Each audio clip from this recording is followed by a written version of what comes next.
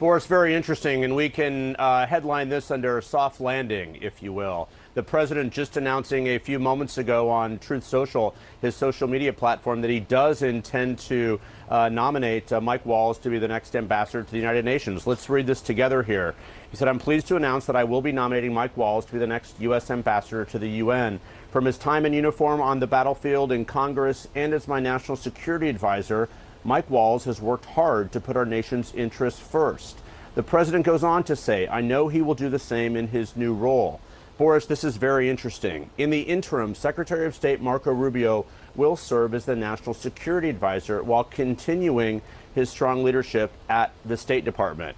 So certainly some quick work by the White House, by the president, to move beyond the storyline of a firing, essentially, to shifting the conversation to who is going to replace him. You've got to hand it to Donald Trump, whether you love him or not. The man knows how to make bold moves without always coming off as harsh. The recent firing of National Security Advisor Mike Waltz is a perfect example of that. Rather than blasting Waltz publicly or creating a dramatic spectacle, Trump handled it with surprising finesse. He simply made the change, praised Waltz's service to the country, and even offered him another high-profile role as U.S. ambassador to the United Nations. That's a clever way of saying, you're no longer fit for this particular seat, but I still see value in you. And honestly, not many leaders manage that kind of transition so cleanly. The truth is, the writing was on the wall for Waltz after his major slip-up in March, accidentally leaking classified military discussions in a Signal chat that somehow included the Atlantic editor. That kind of mistake is huge, especially in a role that deals with national security at the highest level. Trump's disappointment was evident, but instead of an immediate public takedown, he waited, probably choosing to pass the 100-day mark in his term before making such a significant move. Again, smart. Then, he brought in Marco Rubio, a trusted ally, and gave him not one but two major responsibilities. This isn't just a promotion, it's a massive show of confidence.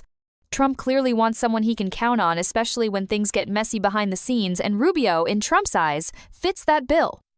The move is bold, historic even, since no one has held both roles since Henry Kissinger. But here's the kicker, it's also a calculated risk. Can Rubio really juggle both jobs without something slipping through the cracks? One of the best reactions came from Whoopi Goldberg, who nailed the chaos with humor. She jumped on X, formerly Twitter, and said, "Someone has started trying to put things in order by making it worse, LOL.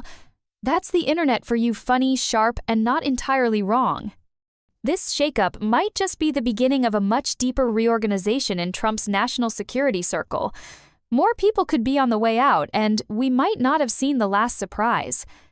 But for now, Trump looks like a leader who isn't afraid to clean house when necessary, yet does it in a way that preserves dignity, avoids unnecessary drama, and keeps the country's image somewhat intact.